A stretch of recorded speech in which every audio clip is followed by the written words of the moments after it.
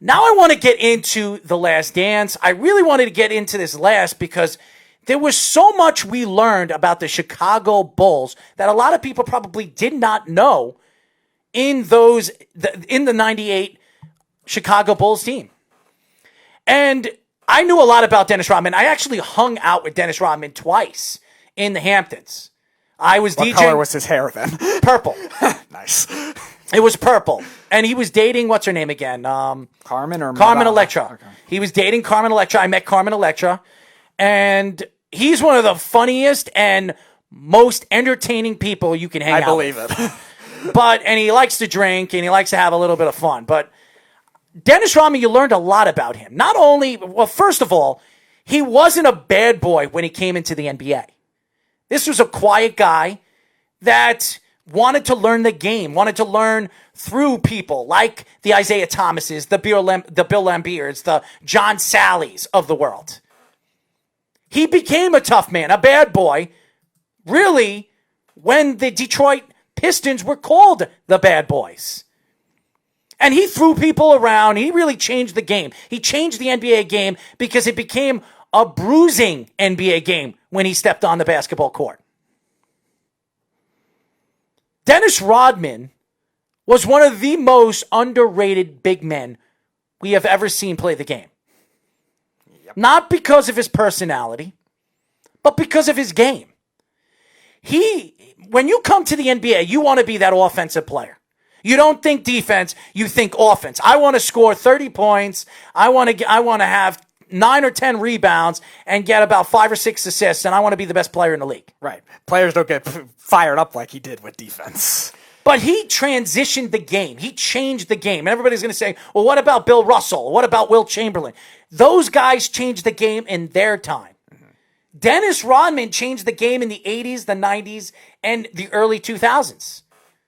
And what he changed was he changed a style of game that you cannot push him. You can't push him around and you can't push his teammates around or he's going to push you around. And when he was traded from Detroit to the San Antonio Spurs and only played with San Antonio Spurs for a couple of years and then was signed by the Bulls, and everybody was saying, how is Michael Jordan going to work with him? How is Scottie Pippen going to work with them? Because of all the backlash they've had over the years with the Detroit Pistons. The hatred, the rivalry, just everything. You just didn't know what it was going to be, and especially with his personality. You really learned a lot in this documentary on how Michael Jordan and Scottie Pippen took him in, no matter what he does, partying and acting like an idiot on and off the court. They took him in as a brother and really changed the chemistry of what this team was in the early 90s when they were champions, 91, 92, and 93, before Jordan retired and came back. He gave them that personality they never had. Dennis Rodman gave them that. The Chicago Bulls in the 90s, I hated them because I grew up a New York Knicks fan. Mm-hmm. And in the years of Charles Oakley, and yes, Charles Oakley played with Michael Jordan in the early 90s, in the late 80s. He was a part of the Chicago Bulls. And he's Michael Jordan's best friend. Michael Jordan will tell you that. Charles Oakley is Michael Jordan's best friend. But those years with the New York Knicks, with the Kiki Vanderways, the Xavier McDaniels, the Anthony Masons, the John Starks, the Charles Smith, the Charles Oakleys, the Knicks could never get over the hump against this Chicago Bulls team. And if you're watching this documentary, I would say 90% of the clips with the music behind it, you saw them killing the New York Knicks. So, as a New York Knicks fan, I did not like the Chicago Bulls. But now when you look at how great Michael Jordan, Scottie Pippen, and Dennis Rodman were, and some of these other players like the Tony Kukocs and the B.J. Armstrongs and the Bill Cartwrights, these guys were all important pieces of this dynasty. Arguably one of the greatest basketball teams of all time. Definitely. Probably the most intimidating because of that mentality and guys like Rodman coming over there. Because Jordan was already intimidating in himself. When you look at Phil Jackson, We all know how great Phil Jackson is. But you didn't know how he got the job. I did. I knew it. But some of the young millennials that don't know anything about the Chicago Bulls, all they know is Phil Jackson, Dennis Rodman, Scottie Pippen, Michael Jordan. That's all they know.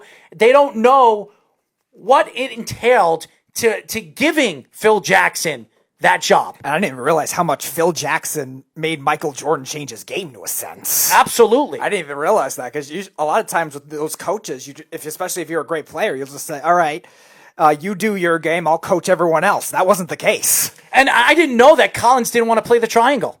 I did not know that Collins did not want to implement the triangle in his style of offense. That was one of the reasons why Collins was fired from the Chicago Bulls.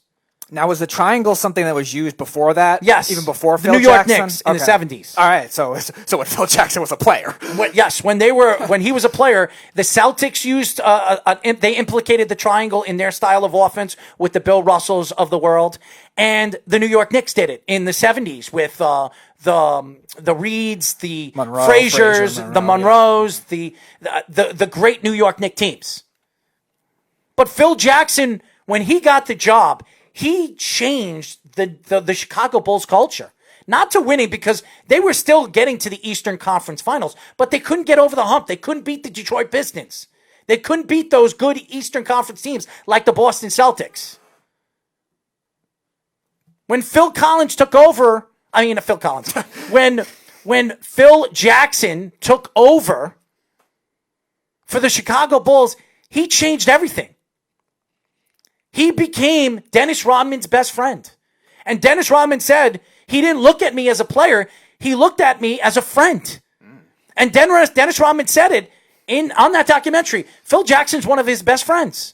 That's hard to believe, though, too, considering what Phil Jackson was the same type of player playing for the New York Knicks in the 70s as Dennis Rodman was playing for the Chicago Bulls. That's hard to believe, though, because Rodman, you would think with that crazy personality, him and more calmer Zen master type coach like Phil Jackson, you wouldn't think those things would mesh, and it ended up surprising me when I saw that, how good of a connection they had.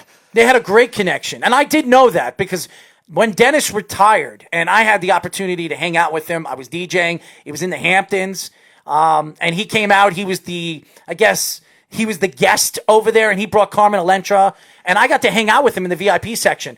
The one thing I asked Dennis Rodman is, what was your connection with the Chicago Bulls? And he said, I wouldn't have stayed with the Chicago Bulls for the 98 championship if Phil Jackson wasn't there. Mm-hmm.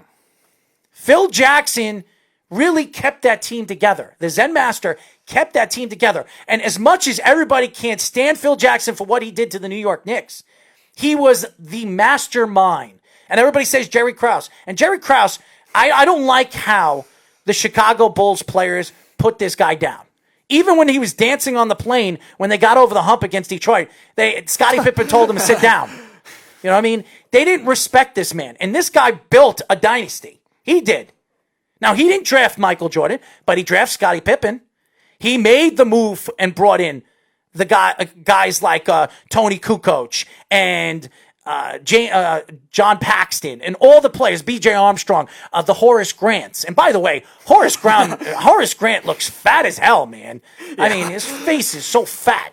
But you learned a lot in these last two episodes about Dennis Rodman, Scottie Pippen. By the way, Scottie Pippen, who doesn't get enough respect for who he is as a player and what he is as a player. This is to me, one of the top 10 defensive players of all time. Top 10.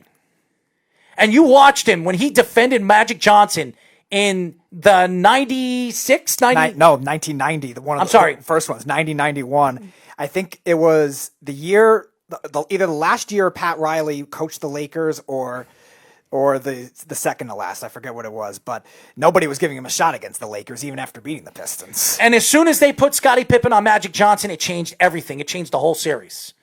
And Michael Jordan was the one that said that. When we put Scottie Pippen on Magic Johnson, that changed everything in that series. And Scottie Pippen didn't get enough respect by the Chicago Bulls, Jerry Krause, and that organization. And that's why he wasn't a long-lasting Chicago Bull. He went to Portland after that, and he got his contract.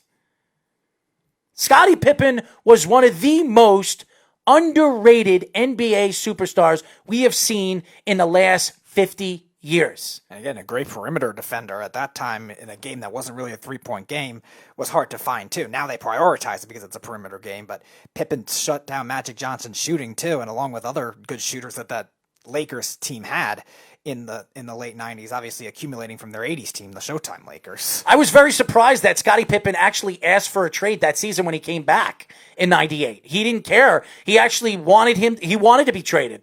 And he knew that the Chicago Bulls were never going to trade him.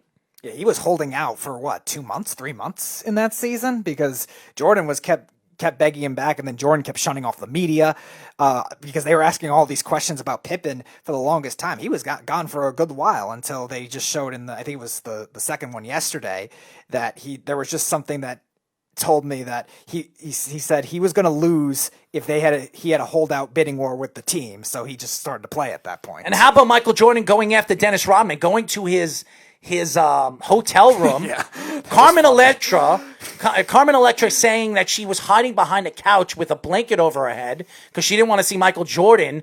She didn't want to see Michael Jordan, and she didn't want Michael Jordan to see her in the room because she knew that Michael Jordan was going to drag Dennis Rodman out by his hair if he wasn't going to go with him. And you saw Dennis Rodman leave with him and go to the stadium with his pajamas on. Yeah, that was funny. With his pajamas on. And this is a guy that was gone for almost 48 hours. I found it interesting after that whole thing that they were saying how they were running laps and Dennis Rodman was running full throttle even after, again, that night that he had, and the other players were just jogging and he was running full throttle. That was very interesting to me because usually you would think, all right, if this night out, you would think, he's not going to have the motivation. He was drinking, he was partying. Right. You would think you're in a motivation to run like he did. You would think you'd be probably laggy and stuff like that. And he was running 4 laps ahead of everybody.